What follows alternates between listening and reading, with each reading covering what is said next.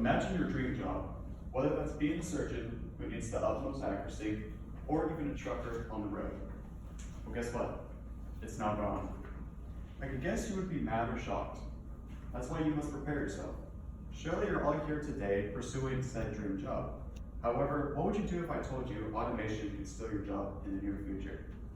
Think about it. Why would a hospital pay you a salary of $200,000 to do surgery when a $1 million machine can do it faster and make less mistakes while profiting within a 10-year lifespan? That salary is based on Bureau of Labor Statistics. You're probably thinking, no, this can't happen. Well, look at truckers who said the same thing 5 years ago. Now Tesla's building semi-trucks that requires no one in the car at all. We as members of the workforce, or future members of the workforce, need to do something to prevent this, or run the risk of losing our potential or current jobs as well. With such a hot topic, you are not alone on the subject. The reason why I chose to talk about this is because the idea of AI taking over our jobs is heavily addressed in my freshman inquiry class here at KSU. To better comprehend the danger of automation, let's find a definition of AI first. According to Roger Schmank, AI is the capacity of a machine to stimulate and imitate intelligent human behavior. That means that it uses previous knowledge to continue forward until a solution is solved. You're probably thinking, Robert, we as humans could do that. Why do we need computers to think for us?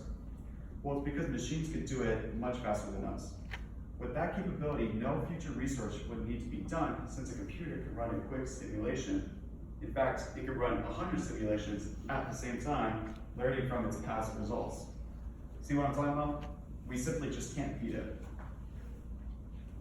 However, limiting such a technology wouldn't work since it does have the ability to do good, like cancer research, renewable energy simulations.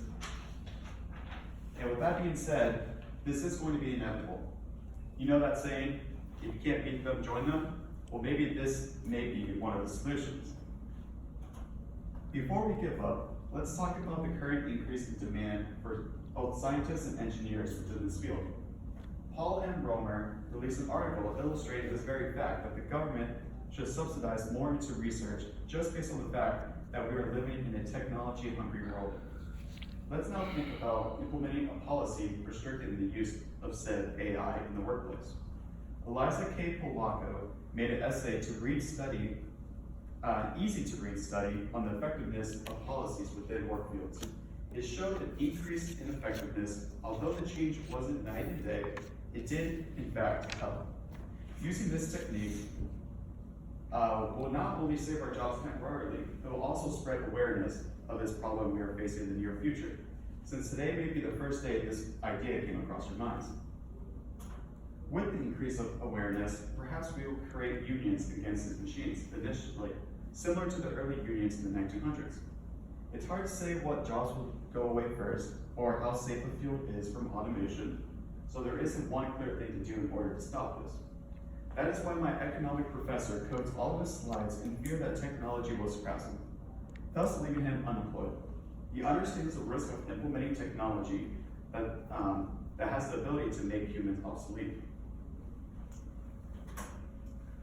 That is why I'm here today talking about this economical, political problem. Just to have you guys think about this in the back of your head when going through college. Whether that means to change majors or to adopt various other skill sets you never thought you would need, like math, since everyone needs math. Okay, now let's get into what we need to do in order to save not only our jobs, but potential future generations' jobs as well. Since we saw the development of current technology, they have always had cell phones from the moment they were born. For starters, surprisingly, most students don't know what to pursue into job-wise. So for those, I suggest go into a field that doesn't seem to be going away anytime soon. That is why most of my professors say to get a math degree, since math is never going away, and sure it's hard, but it's also valuable, with computations being more and more complicated than ever. If you already have declared your major, perhaps something you fear may be automated, like being a bank teller. For example, then try to broaden your skill set. Critical thinking is something that machines don't know yet, It probably won't for decades, since we as humans are very complex. That brings up the next point. You must be an open-minded person as a whole.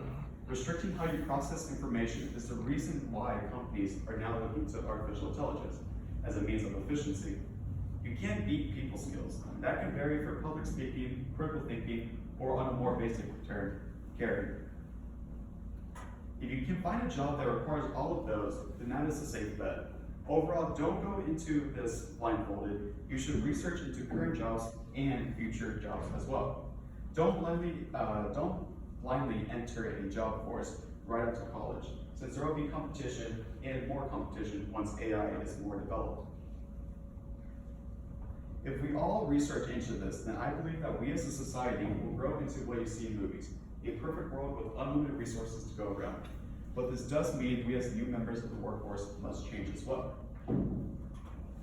After the initial change, we can see many benefits like more educated students that invest back into society, new upcoming generations that live a safer, healthier lifestyle, and many more.